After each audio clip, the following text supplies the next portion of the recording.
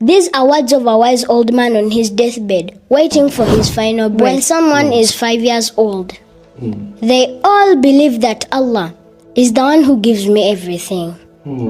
At 7 years old, they believe that Allah answers all my du'as. At 10 years old, you say, why does Allah not give me everything I want? At 12 years old, maybe these rules in Islam are too much. At 14 years old, Islam feels restrictive. I just want to live my life. At 16 years old, why do I have to pray? What difference does it make? No. At 18 years old, you say, I think I know what's best for my life. At 22 years old, you start to say, life is difficult. Why is Allah testing me?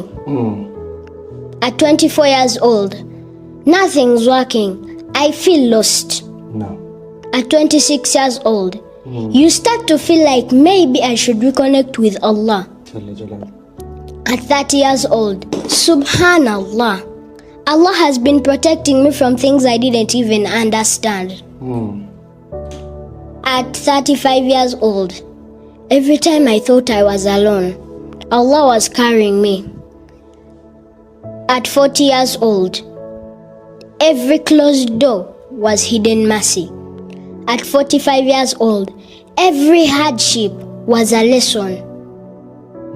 At 50 years old, if only I knew earlier, trusting Allah was the solution to everything. Indeed. At 60 years old, now I see. Allah was right about my life all along.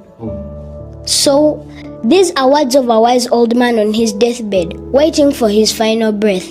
So while your heart is still beating, while your limbs can still go to sujood, while your tongue can still say astaghfirullah, No.